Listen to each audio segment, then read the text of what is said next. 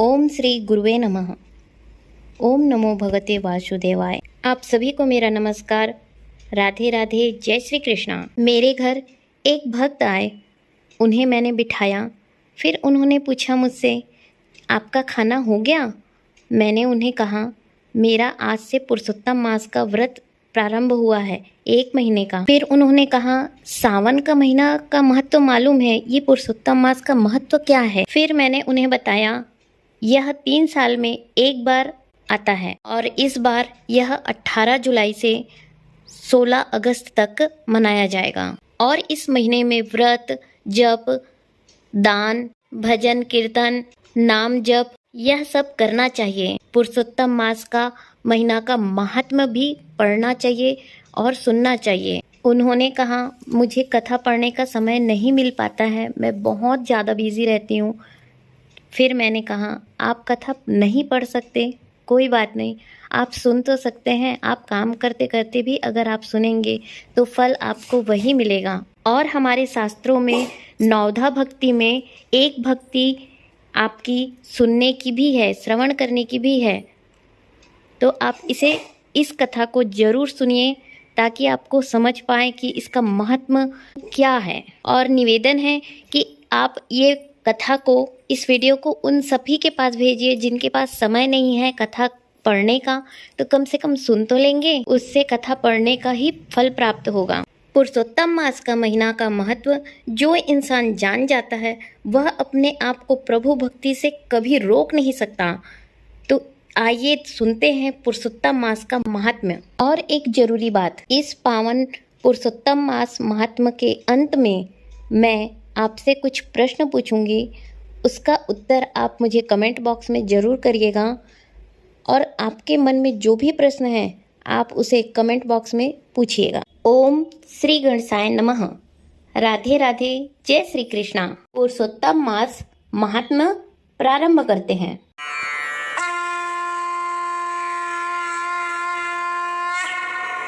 विघ्न विनाशक एवं सर्व सिद्धि प्रदायक गणेश जी, पुरुषोत्तम भगवान श्री कृष्ण जी, संपूर्ण सृष्टि के पालन करने वाले भगवान श्री हरि विष्णु, ज्ञान की दाता माँ सरस्वती जी, सब पुराणों के कर्ता श्री व्यास जी तथा सभी ज्ञानी जनों के चरण कमलों में नमस्कार करके भगवान की श्रद्धा और भक्ति रस में डूबे पुरुषोत्तम मास महात्म्य की कथा कहती हूँ। सभी पापों से मुक्ति दिलाकर इस लोक से सर्व सुख, धन, वैभव, रिद्धि सिद्धि और अंत में मोक्ष प्रदायक है यह पावन कथा। इतना पावन और महान है यह पुरुषोत्तम मास की, इसके महात्म्य की यह कथा स्वयं भगवान नारायण ने देवर्षि नारद जी को अपने श्री मुख से सुनाई थी। बाद में यह कथा राजा परीक्षित एवं सूत जी महाराज ने सुखदेव जी से सुनी थी। बाद में सूत जी महाराज ने यह कथा नैमिषारण्य में 88,000 ऋषि मुनियों को सुनाई थी। उसी शास्त्रों तक कथा की सरल हिंदी भाषा में रूपांतरण है यह पुस्तक। पुरुषोत्तम मास में व्रत, स्नान और इस कथा का नित्य श्रवण करने वाला प्राणी सभी पापों से मुक्त होकर अंत में पुरुषोत्तम भगवान के गोलोक में अनंत काल तक वास करता है और वह सदैव के लिए आवागमन के चक्र से मुक्त हो जाता है। यह स्वयं भगवान का कथन है।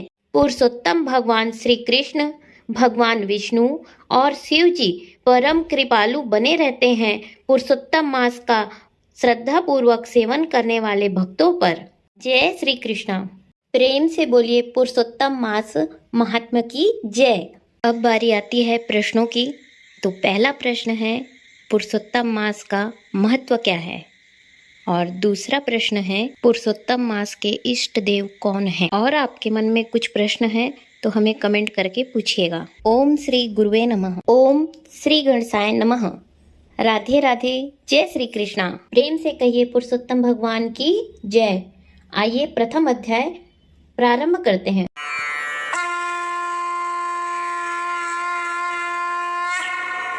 वंदे वंदारु मंदारम वृंदावन विनोदितम वृंदावन कलानाथम पुरुषोत्तम अद्भुतम। कल्प वृक्ष के समान फलदाता, वृंदावन में विनोद विहार करने वाले, अनेक कलाओं के स्वामी श्री पुरुषोत्तम भगवान अर्थात भगवान श्री कृष्ण की मैं वंदना करती हूँ। एक समय बहुत बड़ा यज्ञ करने हेतु नैमिषारण्य तीर्थ में देवल, असित, रतितर, ऋभु, कपिल, रैम्य, गौतम, मुदगल, पैल, सुमंत, पिप, लायन, सुमति, काश्यप, बुद्ध, बौधाय, वसु, कौंडल्य, पृथु, हरित, धूम्र, जावाली, भृगु, अंगिरा, वामदेव, सुतीक्ष्ण, रसभंग, पर्वत, आप स्तंभ, मांडव्य, अगस्त्य, कात्यायन, कौशिक, गालव, ऋतु, अत्रि, वभ्रु, रित्रत, शक्ति, शंकु, संकृत, पंक, विभाडंग, गर्ग, कणायु, शनि, जमदग्नि, भारद्वाज, धूमप, मौन, भार्गव, कर्कस, सौनक, शतानंद, विशालाक्ष, विष्णु, वृद्ध, जर्जर, जंगम, जय, पार, पाराधर, पूर, महाकाय, जैमिनी, महाग्राव, महाबाहु, महोदर, महाबल, उदालक, महासत, महासन, आर्त, आमलक, प्रिया, ऊर्ध्वबाहु, ऊर्ध्वपाद, एक पाद, ऋभु, सांडीर, करुण, काल, कैलव्य, कालाधर, श्वेतबाहु, रोमपाद, कक्तु, कालांगी, रक्तंग, श्वेता, सवतर, सरभंग, पृथ, श्रवा, दुर्धर, उग्रशील, जलासी, पिंगल आदि ब्रह्मनिष्ठ और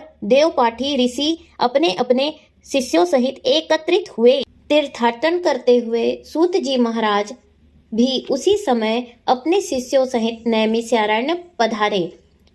उन ऋषि मुनियों ने सूत जी को देखा तो सभी एक साथ आदर के साथ उठ खड़े हुए। मुनिगण हाथ जोड़कर बोले, सूत जी महाराज, आप चिरायु हो, आपके लिए यह मनोरथ आसन है, इस पर आप विराजमान हो। इतना कहकर वे ऋषि मुनि बैठ गए।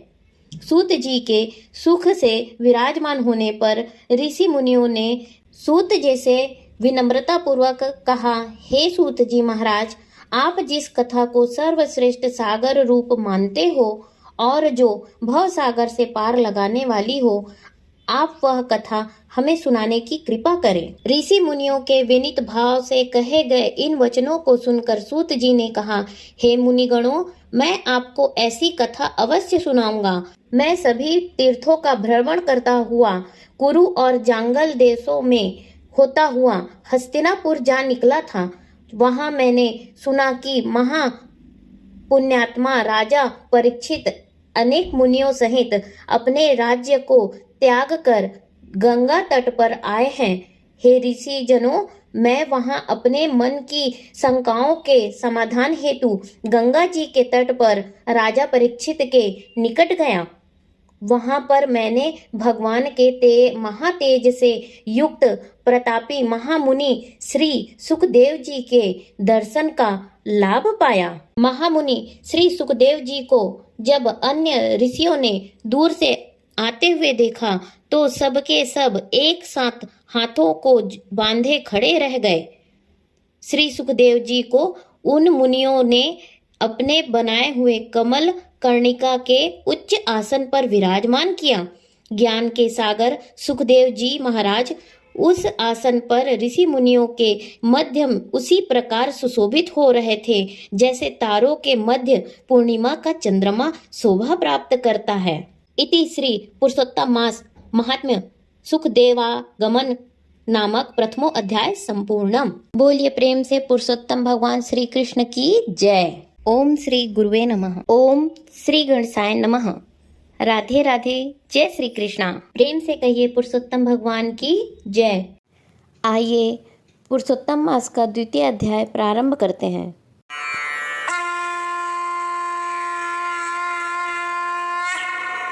सूत जी बोले, हे ऋषियों, वहां पर राजा परीक्षित श्री सुखदेव जी से पवित्र श्रीमद् भागवत की मोक्ष दिलाने वाली परम सुंदर कथा सुना रहे थे। उसी मुक्ति प्रदायक कथा का श्रवण मैं यहाँ आप लोगों के निकट आया हूँ। यह सुनकर ऋषिगण बोले, हे सुत जी महाराज, आप अन्य सभी कथाओं को छोड़कर हमें सुखदेव जी के श्री मुख से सुनी हुई उस पवित्र कथा को सुनाने की कृपा करें। सूत जी बोले, हे ऋषियों, मैं आपको श्री व्यास जी के सुयोग्य शिष्य सुखदेव जी से सुनी उस कथा को सुनाता हूँ। आप ध्यान पूर्वक सुनिए। एक समय देवर्षि नारद जी भगवान नारायण के निवास स्थल पर जा पहुँचे। नारद जी ने भगवान नारायण को साष्टांग दंडवत प्रणाम करने के पश्चात देवों के देव नारायण की हाथ जोड़कर स्तुति की और कहा, हे देवादिदेव, जगत के स्वामी, कृपा सिंधु, आप सत्यव्रती हो। आप ही सत्य और सत्य की का सार रूप हो तथा सत्य से उत्पन्न हो। आपको मेरा नमस्कार है।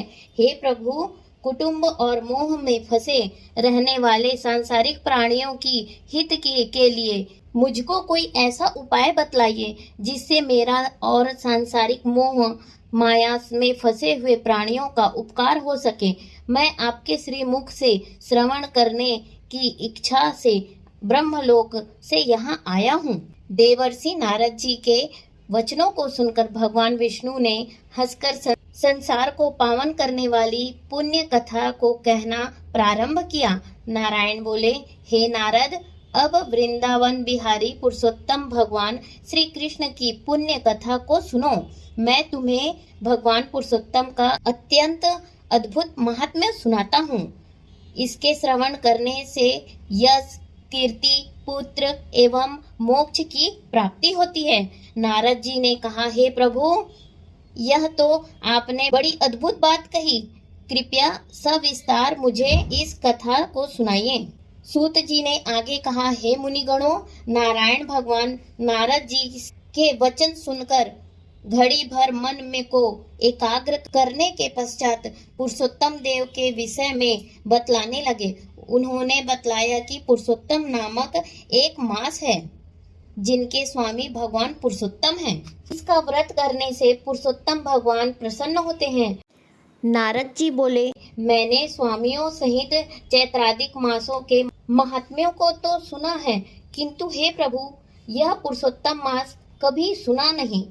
सो कृपया मुझे यह बतलाइए कि यह पुरुषोत्तम मास क्या है। हे स्वामी, कृपा करके ऐसी कथा सुनाइए जिसके श्रवण, पाठ और आचरण करने से रोग, शोक, दोष और पाप आदि से मुक्त हुआ जा सके। इति श्री पुरुषोत्तम मास महात्म्य श्री नारायण संवादे प्रश्न विधि नाम द्वितीय अध्याय समाप्त। प्रेम से बोलिए पुरुषोत्तम भगवान की जय। अब बारी आती है प्रश्न की।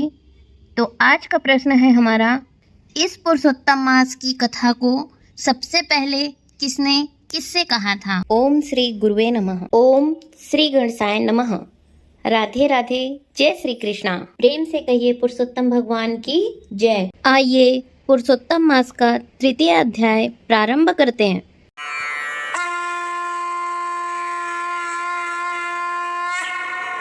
ऋषियों ने सूत जी से कहा, हे सूत जी महाराज, भगवान नारायण ने नारद जी को जो कथा सुनाई थी, आप उसे पूर्ण विस्तार से हमें सुनाइए। सूत जी बोले, हे ऋषियों, जैसे नारायण जी ने नारद मुनि से कहा, वह सब मैं उसी तरह आपको सुनाता हूँ। भगवान नारायण ने कहा था, हे नारद, महाभारत के युद्ध से 14 वर्ष पहले दुर्योधन और शकुनी ने जुए में छल करके धर्मराज युधिष्ठिर से सब कुछ छीन लिया था। दुर्योधन के कहने पर दुशासन ने द्रौपदी की साड़ी को पकड़कर भरी सभा में खींचा।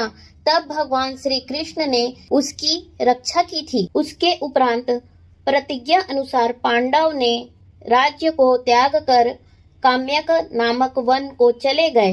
वन में पांडवों ने अनेकों कष्ट उठाए।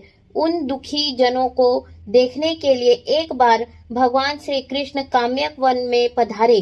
तब अपने निकट भगवान को पाकर पांडव अपने प्राणों को लौटा हुआ अनुभव करने लगे।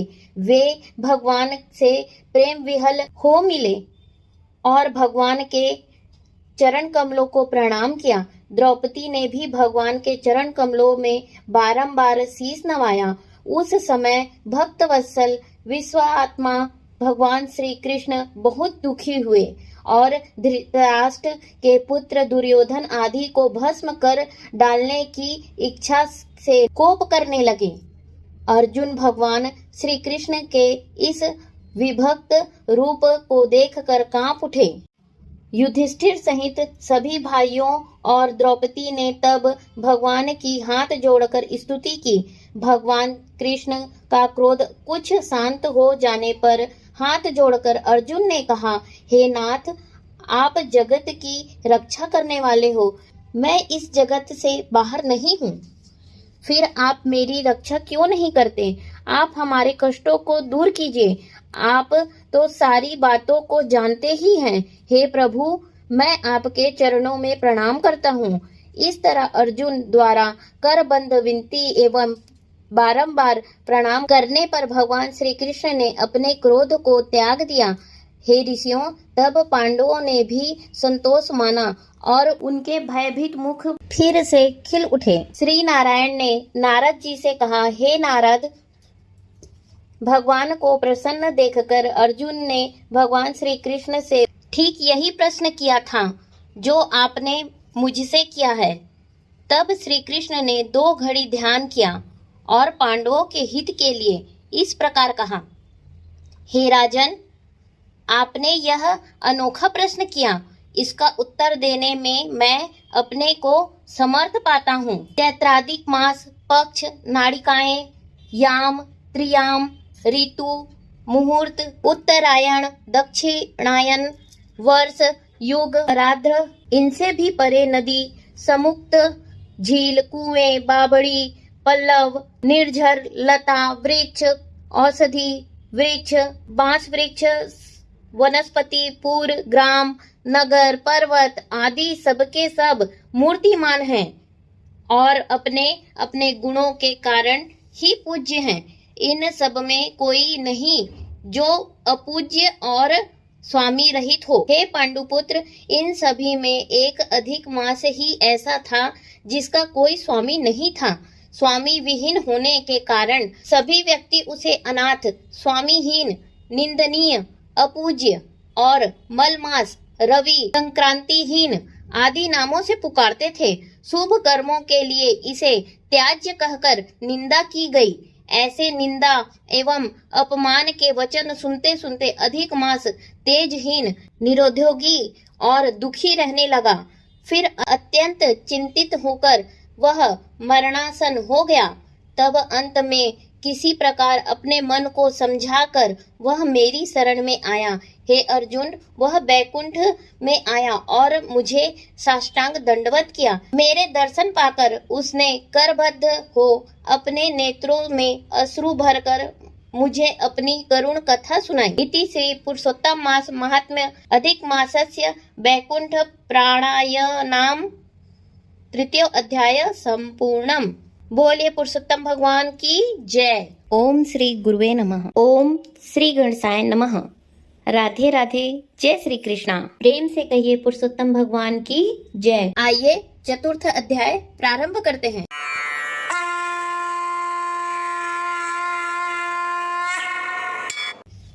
बैकुंठ लोक में भगवान की अनेक प्रकार से स्तुतियां और बारंबार नमस्कार करने के पश्चात अधिक मास ने भगवान से करबद्ध होकर निवेदन किया, हे स्वामी, हे दयानिधे, मैं आपकी शरण में हूँ। बलिष्ठ लोग मुझे मलमास कहते हैं और मेरा निरादर करते हैं। मुझे स्वामी रहित और मलिन कहकर शुभ कर्मों के निमित्त मेरा त्याज्य किया हुआ है। हे दीनवत्सल भगवान, कंस की कोपाग्नि से जिस प्रकार आपने वसुदेव की पत्नी देवकी को सुरक्षित किया, आप वैसे मेरी रक्षा क्यों नहीं करते? दावानल से ग्वालों एवं पशुओं को बचाने वाले दीन बंधु, आप मुझ शरणागत की रक्षा क्यों नहीं करते? जरासंध के बंधन से जिस प्रकार आपने राजाओं को मुक्त किया, उसी तरह आप मुझ शरणागत की रक्षा क्यों नहीं करते?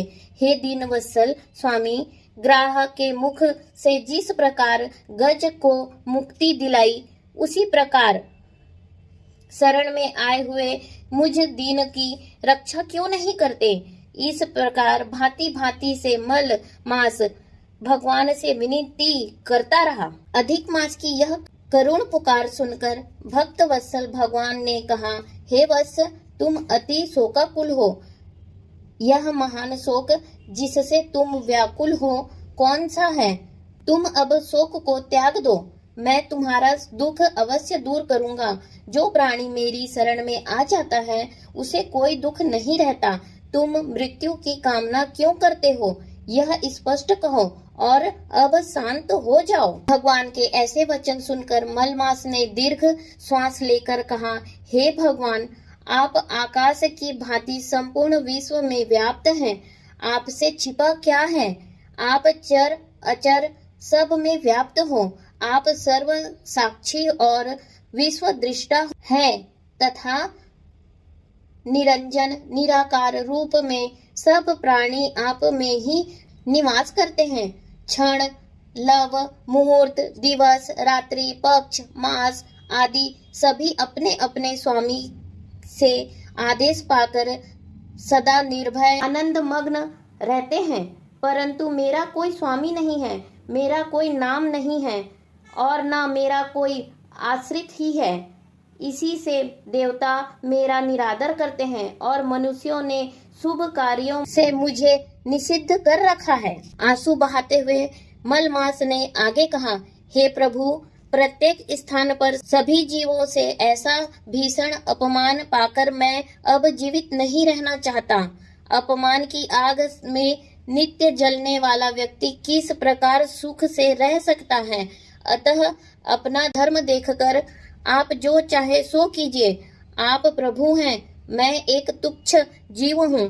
बार बार आपसे क्या कहूँ? मैं मृत्यु चाहता हूँ, मैं मरूंगा, ऐसा बारंबार कहते हुए वह मलमास लक्ष्मीपति के समक्ष शांत होकर गिर पड़ा। उसको इस तरह पछाड़ खाता देखकर संपूर्ण सभा विस्मय करने लगी।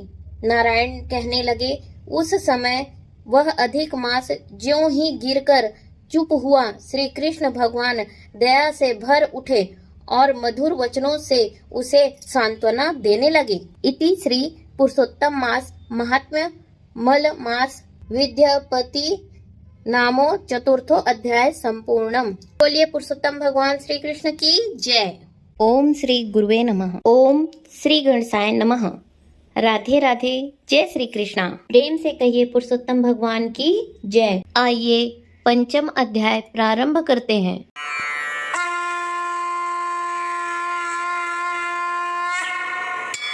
देवर्षि नारद जी ने भगवान श्री नारायण जी से पूछा, हे महाभाग, चरणों में पड़े अधिक मास को भगवान श्री कृष्ण ने क्या उत्तर दिया और उससे क्या क्या कहा था, वह संपूर्ण वृत्तांत कृपा करके मुझसे विस्तार पूर्वक कहिए। श्री नारायण बोले, हे नारद, विष्णु भगवान ने गरुड़ को संकेत से आज्ञा दी तो वह अचेता अवस्था में पड़े अधिक मास को अपने पंखों से हवा करके चेतन करने लगा। अधिक मास चेतनावस्था में आकर बोला, स्वामी, मैं इस प्रकार का जीवन नहीं चाहता। मैं तो आपकी शरण आया हूँ, मुझे त्यागिए नहीं। तब भगवान हरिकेश अधिक मास से बोले, हे पुत्र, तू अब सोच मत कर, उठ तो सही। मुझे तेरे दुख के निवारणार्थ एक युक्ति सूझी है। हे वत्स, तू मेरे साथ योगियों को भी दुर्लभ गोलोक में गोपीजनों के मध्य भगवान श्री कृष्ण मुरली मनोहर दीनानाथ भक्तवत्सल विराजमान हैं। वे भगवान श्री कृष्ण ही दुख हरण करने वाले हैं, वे ही तुम्हारा दुख दूर करेंगे। आओ पुत्र, हम दोनों उन्हीं के समीप चले। श्री नारायण बोले। इतना कहकर भगवान विष्णु ने अधिक मास का हाथ पकड़ लिया और गोलोक जा पहुँचे। ब्रह्मलोक की भांति गोलोक अवस्थित है, जो 3 करोड़ योजन मंडलाकार भूमि में तेज स्वरूप रत्नों से युक्त है। योगी जन इसे स्वप्न में भी नहीं देख पाते, केवल वैष्णव जन ही वहां पहुंच पाते हैं। वह आदि व्याधि, जरा, मृत्यु और शोक रहित एवं अगणित मंदिरों से सुशोभित है। गोलोक के दाईं ओर जो शिवलोक है, वहां भस्म रमाए सर्पों का यज्ञोपवीत धारण करने वाले शिव अपने गणों सहित रहते हैं और महादेव शंकर की जय जयकार करते रहते हैं। गोपेश वेशधारी, कोटि चंद्रमा के समान शोभायमान, भक्तों पर दया रखने वाले, इच्छा से रहित, निर्विकार, परम परिपूर्ण प्रभु रासमंडल के मध्य बैठे रहने वाले रासेश्वर श्री हरि भगवान गोलोक में विराजते हैं। वहाँ विराजमान भगवान श्री कृष्ण मंगल रूप, मंगलमय, पूजनीय, सर्व मंगलों के मंगल, परमानंद, राज, सत्य, अव्यय, सर्व सिद्धियों के स्वामी, सर्व सिद्धि रूप और सिद्धिदाता, प्रकृति से परे, ईशान, निर्गुण, नित्य विग्रह, नित्य रूप, आदि पुरुष, अव्यय, इंद्र रूप, परु, स्तुत्य, नित्य, स्वतंत्र एवं एक परमात्मा रूप है। ऐसे शांत स्वरूप का तो शांति परायण वैष्णव जन ही ध्यान धरते हैं। इति श्री पुरुषोत्तम मास महात्म्ये विष्णु गोलोक गमने 5वां अध्याय संपूर्णम। बोलिए प्रेम से पुरुषोत्तम मास की जय। बोलिए प्रेम से पुरुषोत्तम भगवान श्री कृष्ण की जय। अब बारी आती है प्रश्नों की। तो हमारा पहला प्रश्न है, भगवान विष्णु अधिक मास को किस भगवान की शरण में लेकर गए? और दूसरा प्रश्न है, गोलोक के किस तरफ शिवलोक है? कमेंट करके अपने प्रश्नों के उत्तर दीजिएगा। ओम श्री गुरुवे नमः। ओम श्री गणेशाय नमः। राधे राधे। जय श्री कृष्णा। प्रेम से कहिए पुरुषोत्तम भगवान की जय। आइए 6वां अध्याय प्रारंभ करते हैं।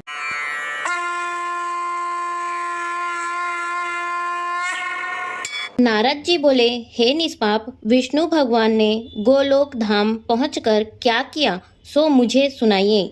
श्री नारायण बोले, हे नारद, अधिक मास सहित भगवान विष्णु गोलोक में जा पहुँचे तो क्या क्या हुआ वह सब कथा सुनाता हूँ, ध्यान पूर्वक सुनो। गोलोक में ज्योतिर्मय भगवत धाम को ज्यों ही विष्णु जी ने दूर से देखा तो उनके नेत्र उनके तेज के कारण चकाचौंध हो गए। किसी प्रकार नेत्रों को धीरे धीरे खोलकर अधिक मास को अपने पीछे पीछे चलने को कहकर भगवान विष्णु आगे बढ़ने लगे। हरि के द्वारपालों ने उनको देखकर उनकी चरण वंदना की। तदनंतर श्री विष्णु जी भगवत धाम में प्रविष्ट हुए तो पुनः धाम के तेज से उनके नेत्र बंद हो गए। उन्होंने भगवान पुरुषोत्तम श्री कृष्ण को सादर प्रणाम किया।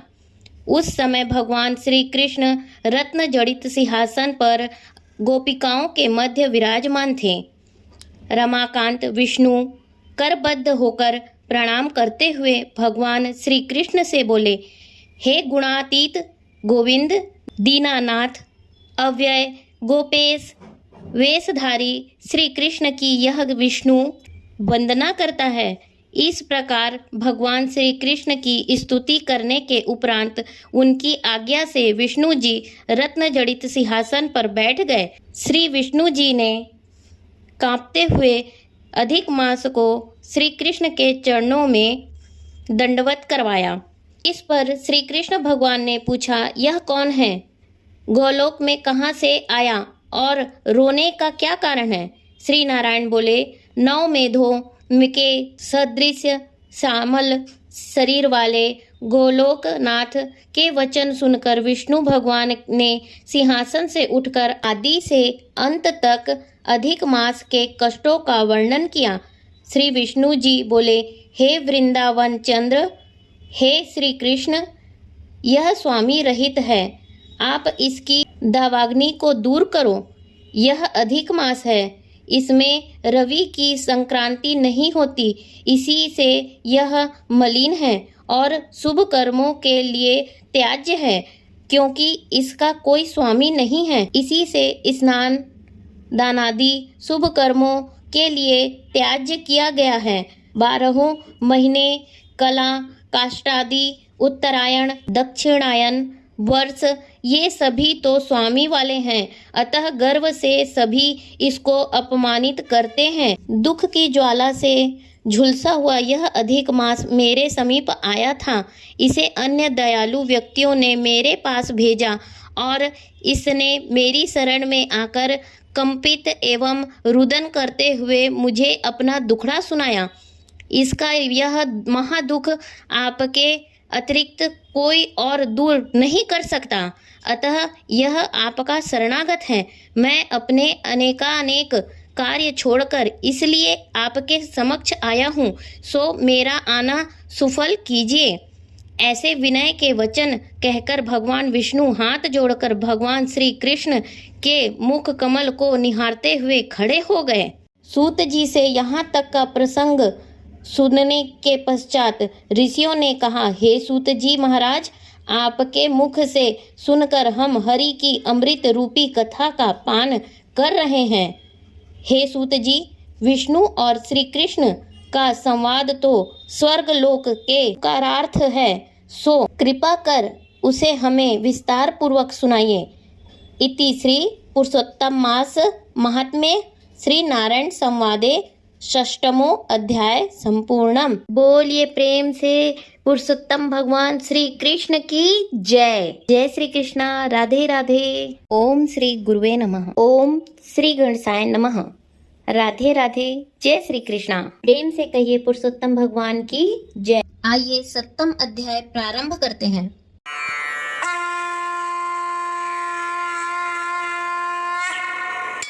श्री पुरुषोत्तम भगवान श्री कृष्ण ने कहा, हे विष्णु, आपने यह उचित किया जो मलमास को मेरे पास समीप ले आए। इससे आपकी लोक में कीर्ति बढ़ेगी। जिस प्राणी को तुमने अंगीकार किया है उसे मैंने भी अंगीकार कर लिया। इसको मैं अब अपने ही समान श्रेष्ठ कर दूंगा। मेरे सभी गुण, कीर्ति, अनुभव, छौ, ऐश्वर्य, पराक्रम, भक्तों को वरदान देने की शक्ति आदि, जिनके कारण मैं प्रसिद्ध पुरुषोत्तम कहलाता हूँ, उन सभी को मैं इसे भी प्रदान करता हूँ। मेरे पुरुषोत्तम नाम से यह मास भी प्रसिद्ध होगा। मैंने अपने सब गुणों से इसे संपन्न किया। हे मधुसूदन, इसका स्वामी भी मैं स्वयं ही बनता हूँ। इसके नाम के द्वारा ही संपूर्ण जगत पावन हो जाएगा। मेरी समानता पाने के कारण यह मास ही सब मासों का अधिपति कहलाएगा। यह मास जगत का पूज्य एवं वंदनीय हो जाएगा। इसको पूजने वाले सभी प्राणी दुख दरिद्र से मुक्त होकर मेरी भक्ति और अंत में मुक्ति स्वरूप मेरे धाम को ही प्राप्त करेंगे। भगवान श्री कृष्ण ने आगे कहा, अन्य दूसरे मास तो सकाम है, किंतु मैंने इसे अपने समान सर्व लोगों का मोक्षदाता और निष्काम बना दिया है। जो व्यक्ति इस अधिक मास में पूजा करेगा वह अपने समस्त कर्मों से मुक्ति प्राप्त करके निसंदेह मुझे प्राप्त करेगा। यह पुरुषोत्तम मास अब बिना किसी परिश्रम और कष्ट के मेरे पद को पा गया है। इसको पूजने वाले सब व्यक्ति भी केवल एक मास के पूजन और व्रत से बिना कष्ट के जरा और मृत्यु से रहित होकर परम पद को प्राप्त करेंगे। चतुर्मासिक यज्ञ करके स्वर्ग की प्राप्ति होती है और वहाँ के भोग भोगने के पश्चात पुनः पृथ्वी पर आना पड़ता है, किंतु विधि एवं शास्त्र पूर्वक जो इस पुरुषोत्तम मास को पूजेगा वह अपने परिवार सहित मुझे निश्चय ही प्राप्त करेगा।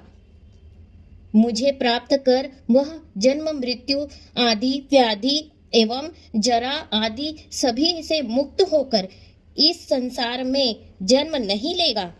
मेरे परम धाम को वेद वह धाम बतलाते हैं जहाँ से फिर आना नहीं होता। यह पूर्णतः सत्य ही है। मैं स्वयं इस मास का स्वामी बना हूँ और इसे मैंने ही प्रतिष्ठित किया। मेरा पुरुषोत्तम नाम भी इसको प्राप्त हुआ। हे विष्णु, भक्तों की पूजा मुझे प्रिय है। मैं अपने भक्तजनों की कामनाओं की पूर्ति में कभी देरी नहीं करता, परंतु इस मास के भक्त मुझे और भी अधिक प्रिय होंगे। मैं उनकी कामनाएं तो और भी शीघ्र पूर्ण किया करूंगा। जो महा अज्ञान में घिरे व्यक्ति हैं, वे जप दान नहीं करेंगे, सत्कर्म नहीं करेंगे और देव विप्र तथा तीर्थों से शत्रुता करेंगे। वे दुराचारी और दुष्ट व्यक्ति कभी सुखी नहीं होंगे, चिर दुखी रहेंगे। वे दुष्ट और दुर्भागी होकर जन्म लेंगे। जो मूर्ख जीव इस अधिक मास की उपेक्षा करेंगे, इसमें धार्मिक कार्य संपन्न नहीं करेंगे, वे नरक में जाएंगे। जो तृतीय वर्ष के पश्चात आने वाले अधिक मास में इन धार्मिक आचरणों को नहीं करेंगे, वे कुंभी पाक नरक को प्राप्त होंगे।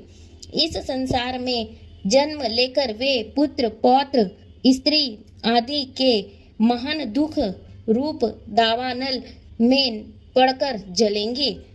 अंत में भगवान श्री कृष्ण ने कहा, जो भी इस पुरुषोत्तम मास में मेरी भक्ति पूर्वक पूजा अर्चना करेगा, वह संपत्ति पुत्र पौत्र आदि सभी सुख भोगता हुआ अंत में मेरे इस गोलोक धाम को प्राप्त करेगा। हे रमापति, इस मास के विषय में आप चिंता न करें।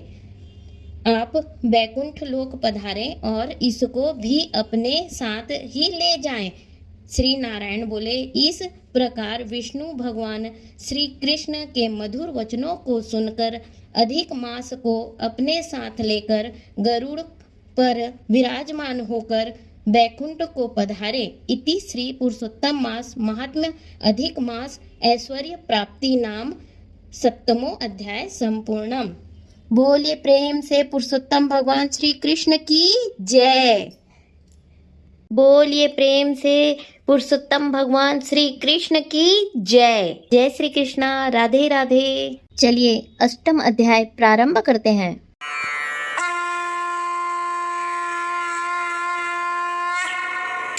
सूत जी ने कहा, हे भगवान विष्णु और श्री कृष्ण का उपरोक्त संवाद सुनकर नारद जी ने पुनः प्रश्न किया, हे प्रभु, लक्ष्मीपति के वैकुंठ गमन के पश्चात क्या हुआ और संपूर्ण वृत्तांत कृपा करके मुझे सुनाइए।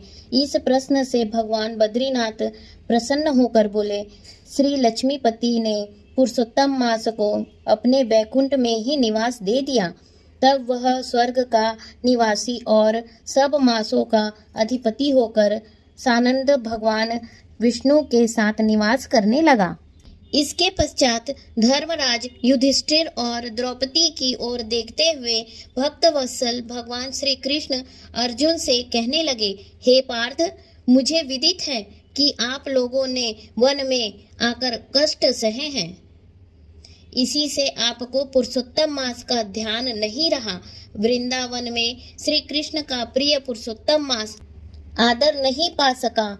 व्यास जी से शिक्षा प्राप्त करने हेतु युद्धशील अर्जुन भी उस मास में इंद्रलोक पर्वत पर तप करने चले गए थे। इसके विछोह से दुखी होकर आप लोगों ने भी अज्ञानता में ही इस पुरुषोत्तम मास का व्यतीत होना नहीं जाना। यह सब भाग्यवश ही हुआ है। अब मैं आपके दुखों के दूसरे कारण को इतिहास के साथ कहता हूँ, तुम ध्यान लगाकर सुनो। श्री कृष्ण बोले, यह द्रौपदी पूर्व जन्म में एक विद्वान ब्राह्मण की पुत्री थी। बाल्यावस्था बीतने पर यह युवती हुई। इसके नेत्र बड़े सुंदर हो गए और रूप निखर गया। यह चतुर गुणी और अत्यंत सुंदर थी तथा पिता की अति प्यारी थी। पिता ने उसे पुत्र की भांति पाला पोसा था और कभी उपेक्षा नहीं की थी। वह साहित्य, शास्त्र और नीति में पूर्ण निपुण हो गई थी। माता की मृत्यु पहले ही हो गई थी, इससे पिता ने ही इसे पाला था। पड़ोसियों को और सखियों का सुख देखकर वह भी पति और पुत्र आदि की कामना करने लगी। विचार करती रहती थी कि ऐसे गुणी और भाग्यशाली पति, पुत्र आदि मुझे किस प्रकार प्राप्त होंगे। उस जन्म के में इसके विवाह की व्यवस्था इसके पिता नहीं कर पाए, इसलिए हर समय यही सोचती रहती थी कि अब क्या किया जाए, किस देव की उपासना की जाए, किस मुनि की के समीप जाऊं, कौन सा तीर्थाटन करूं, मेरा भाग्य क्या सोया हुआ है, कोई मुझे पत्नी रूप में अंगीकार क्यों नहीं करता। इतने विद्वान होने पर भी मेरे पिता भाग्य दोष से ही मूर्ख बने हुए हैं, जो विवाह की वय होने पर भी मेरे लिए उपयुक्त वर नहीं ढूंढ रहे। मैं अपनी सखियों में प्रमुख बनी हुई हूँ, किंतु फिर भी कुंवारी हूँ। मेरी सखियों को स्वामी के सुख का जैसा अनुभव है, मुझे वैसा नहीं है। इसी से मुझे अत्यंत क्लेश है। इसी प्रकार इच्छाओं के समुद्र में से चिंतातुर वह कन्या मोह और शोक के सागर में हर समय डूबी रहती थी। दूसरी ओर वह विद्वान ब्राह्मण कन्यादान हेतु उपयुक्त पात्र की खोज करने में लगा रहा, किंतु उसके योग्य पात्र नहीं मिला और वह निराश हो गया। अपनी कन्या के दुर्भाग्य से उसके संकल्प का पिंजरा टूट गया और देव व शांत उसे तीव्र एवं दारुण ज्वर ने ग्रस्त कर लिया। उसने अपनी पुत्री को स्मरण किया, किंतु जब तक भयभीत पुत्री उस तक आई, उसके प्राण निकल गए। इस प्रकार वह ब्राह्मण अपने जीवन काल में कन्यादान करने की प्रसन्नता भी अनुभव नहीं कर सका। हरि भक्त धर्मात्मा व्यक्ति जिस प्रकार मृत्यु सैया पर गृहस्थ धर्म में पालन किए गए परिश्रम की चिंताएं एवं संसार की सब वासनाएं छोड़कर हरि के साथ अपने को तन्मय कर देते हैं, इसी तरह निपुण ब्राह्मण ने नीलकमल की भांति सुंदर त्रिभंग ललित स्वरूप श्री हरि पुरुषोत्तम स्वरूप में अपना चित्त लगाकर उन्हें स्मरण किया। उसने मन ही मन भगवान से प्रार्थना की, हे राजाओं के राजा, हे राधा के संग भ्रमण करने वाले, प्रचंड भुजाओं से दैत्यों का हनन करने वाले, हे श्री कृष्ण, हे गोविंद, हे मुरारे, हे राधिकापति, मैं आपकी वंदना करता हूँ। हे नाथ ऋषिकेश, मैं आपके वंदना करता हूँ, मुझे अपनी शरण में ले लो।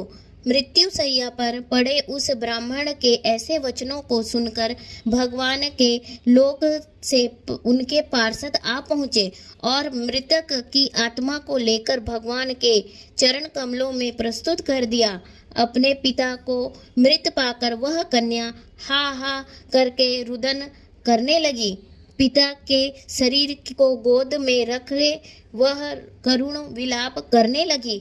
हाय पिता, अपनी पुत्री को सुख से रखने वाले कृपालु, मुझे आप किसके आश्रय छोड़ गए हो। मुझ पितृहीना की अब कौन रक्षा करेगा। न मेरा कोई भाई है, न कोई और कुटुंबी जन है। मेरी तपस्विनी माता भी तो नहीं है। हाय, मेरे भोजन वस्त्र की चिंता अब कौन करेगा। हे पुत्री को प्यार करने वाले पिता, तुम बिना मेरा विवाह किए हुए मुझे कहाँ छोड़ गए। हे तपोनिधि, लौटकर यहाँ आओ। इस प्रकार अश्रु बहाती हुई वह ब्राह्मण बालिका बारंबार रुदन करती रही। उसका ऐसा करुण रुदन सुनकर उस वन में निवास करने वाले अन्य ब्राह्मण सोचने लगे कि ऐसे करुण स्वर में कौन रोता है। तो पता लगा कि ब्राह्मण की पुत्री रोती है। उसका पिता मृत्यु को प्राप्त हो गया था, सो सब एकत्रित होकर विलाप करते हुए उस ब्राह्मण बालिका के निकट पहुंचे और रुदन करने लगे। अंत में उन्होंने उस बालिका की गोद से मृतक शरीर को उठाया और काष्ठादि से चिता बनाकर शिवालय के निकट शमशान में उसकी अंत्येष्टि कर दी। उसके पश्चात दुखी ब्राह्मण बालिका को धीरज बंधाकर सब अपने अपने निवास स्थानों को लौट आए। बालिका ने पिता के सभी अर्ध दैहिक विधानों में यथाशक्ति व्यय किया और उसी वन में अपने पिता विछोह से दुखी रहने लगी। इति श्री पुरुषोत्तम मास महात्म्ये कुमारी विलापो नाम षष्ठमो अध्याय समाप्तम। बोलिए प्रेम से पुरुषोत्तम भगवान श्री कृष्ण की जय। बोलिए प्रेम से पुरुषोत्तम भगवान श्री कृष्ण की जय। जय श्री कृष्णा। राधे राधे। आइए 9वां अध्याय प्रारंभ करते हैं।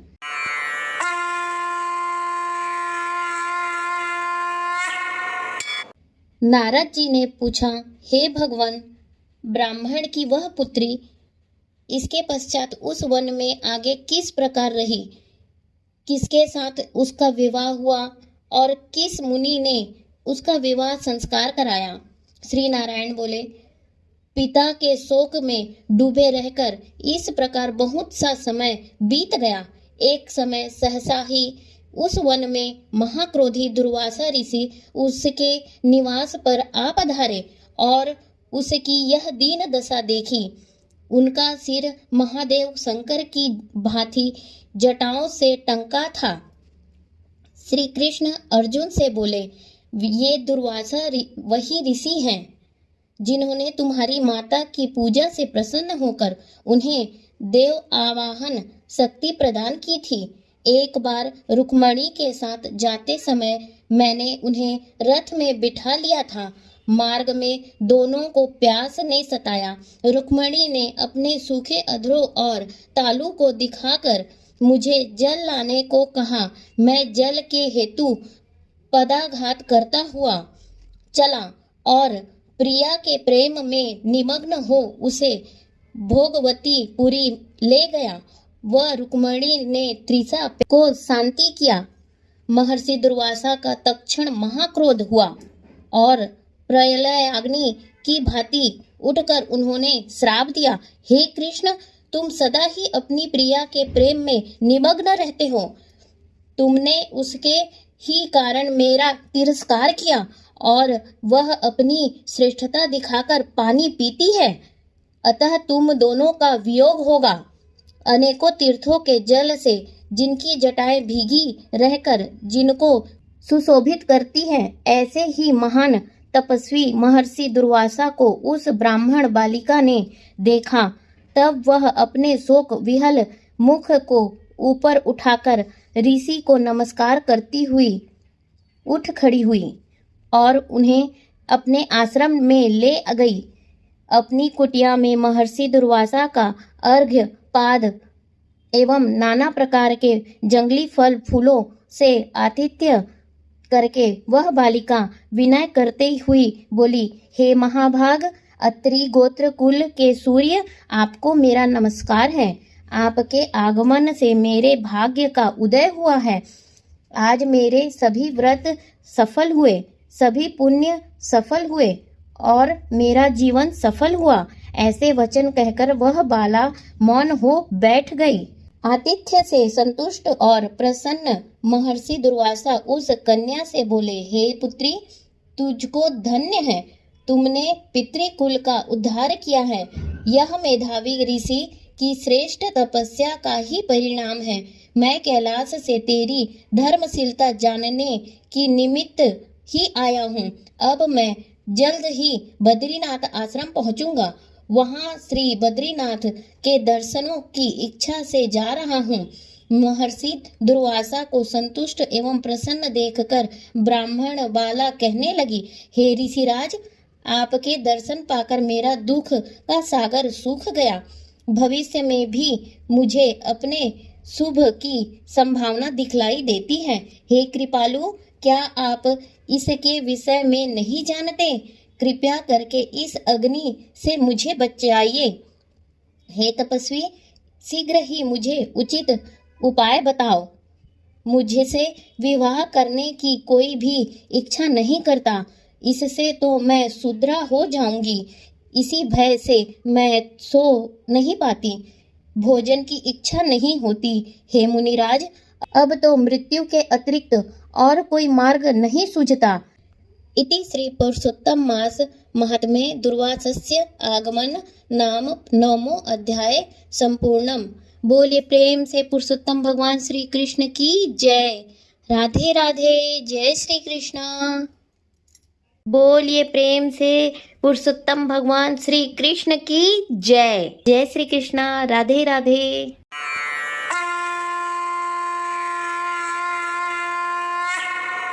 आइए 10वां अध्याय प्रारंभ करते हैं। ऋषियों ने विनय पूर्वक सूत जी से कहा, हे तपोनिधि, उन महाक्रोधी और परम तपस्वी मुनि दुर्वासा जी ने उस ब्राह्मण कन्या से क्या कहा, वह सब हमें सुनाइए।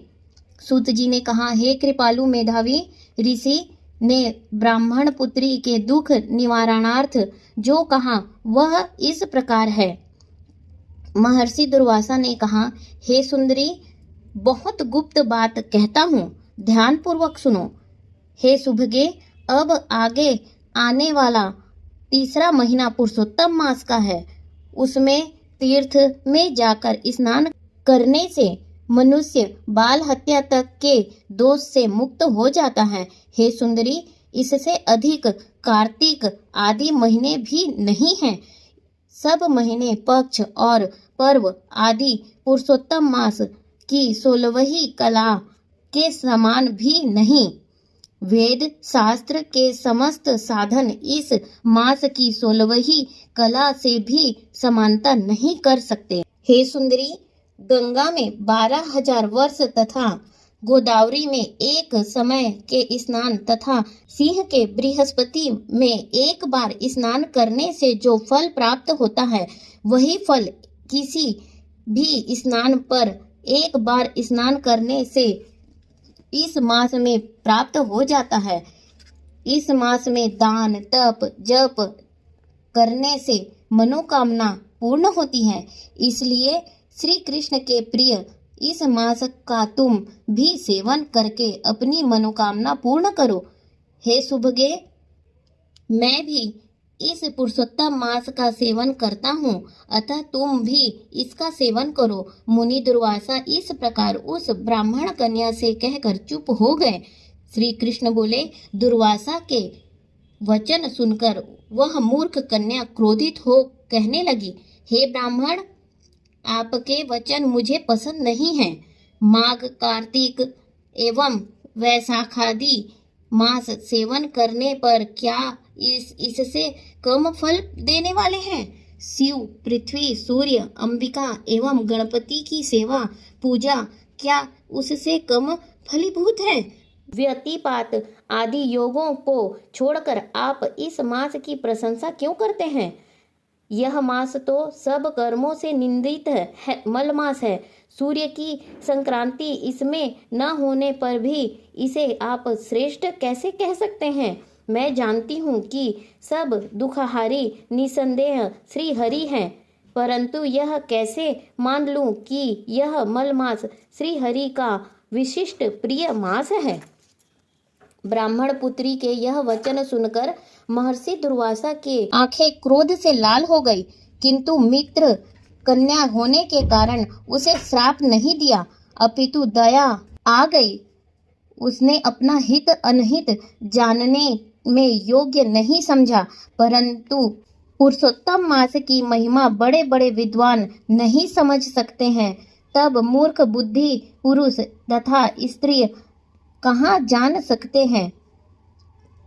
यह बाला पितृहीना कुमारी है, दुख के कारण तप रही है, मेरा श्राप कैसे सह सकेगी? इस प्रकार विचार कर क्रोध दूर करके मुनि दुर्वासा बोले, हे बाले, तुम मेरे मित्र की बेटी हो, इसलिए मैं तुझ पर क्रोध नहीं कर रहा हूँ। तुम जैसा चाहो वैसा करो, और मैं जो तुम्हारा भविष्य कहता हूँ वह सुनो। तुमने पुरुषोत्तम मास का जो निरादर किया है, उसका दंड इस जन्म में अथवा दूसरे जन्म में अवश्य प्राप्त होगा। मैं तो बद्रिकाश्रम जा रहा हूँ, तुम्हारा कल्याण हो, मेरा समय नष्ट न हो। होनहार शुभाशुभ को कौन मिटा सकता है। इतना कहकर दुर्वासा मुनि वहां से उसी समय चले गए, और वह कन्या पुरुषोत्तम मास की बुराई करने के कारण तेजहीन हो गई। तब बहुत देर तक कन्या ने सोच विचार कर शीघ्र प्रसन्न होने वाले भगवान शिव जी को प्रसन्न करने का निश्चय किया। यह निश्चय करके मेधावी की पुत्री ने उग्र तपस्या करने का विचार किया। सूत जी बोले, इस तरह उसने महामुनि के वचन का निरादर किया और बहुत फल देने वाले लक्ष्मीपति एवं सावित्री, ब्रह्मा आदि का पूजन त्याग केवल पार्वतीपति शंकर जी की आराधना करने लगी। इति श्री पुरुषोत्तम मास महात्म्ये कुमारी शिवाराधनो द्योगो नाम 10वां अध्याय समाप्त। प्रेम से बोलिए पुरुषोत्तम भगवान श्री कृष्ण की जय। राधे राधे, जय श्री कृष्णा। अब बारी आती है प्रश्न की, तो बताइए कि पुरुषोत्तम मास के इस 10वें अध्याय से हमें क्या सीख मिलती है। कमेंट करके जल्दी से बताइएगा। ओम श्री गुरुवे नमः। ओम श्री गणेशाय नमः। राधे राधे, जय श्री कृष्णा। प्रेम से कहिए पुरुषोत्तम भगवान की जय। आइए एकादश अध्याय प्रारंभ करते हैं।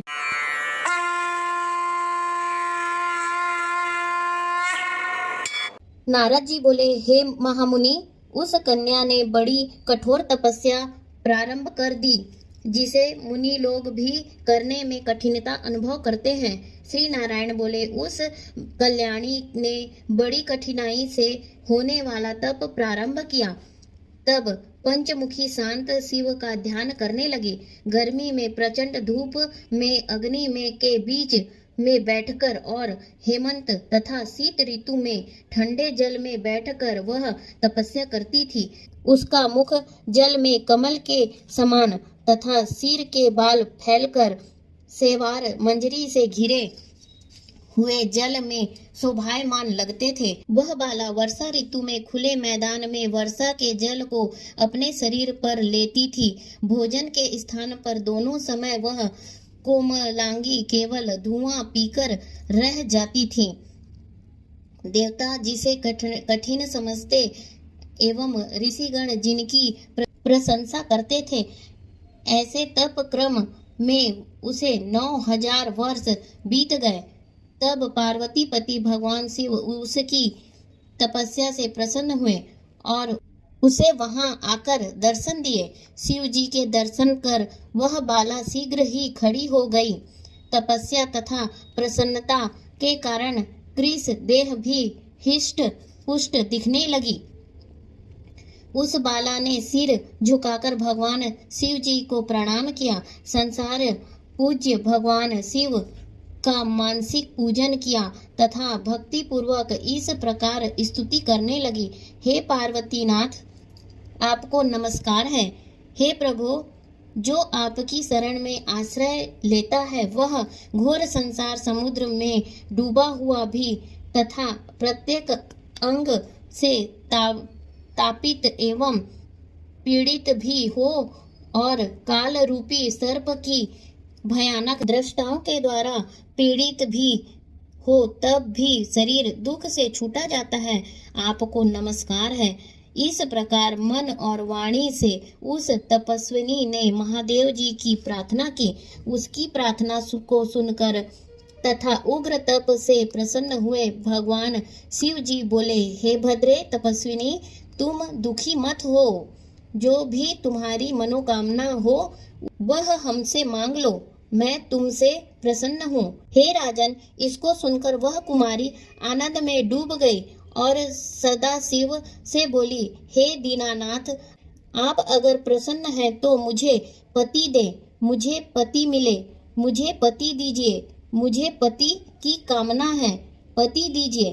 तब उस बाला से शिव जी बोले, हे मुनि कन्या, तुमने मेरे सामने अपने मुख से 5 बार पति शब्द कहा है, इसलिए तेरे 5 पति होंगे, और वे सूरवीर, धर्मों के ज्ञाता, साधु एवं सन्यासियों के समान रहने वाले, सत्यवादी, पराक्रमी, यज्ञकर्ता, गुणों के कारण प्रसिद्ध, इंद्रियों को वश में रखने वाले राजा होंगे। श्री कृष्ण बोले।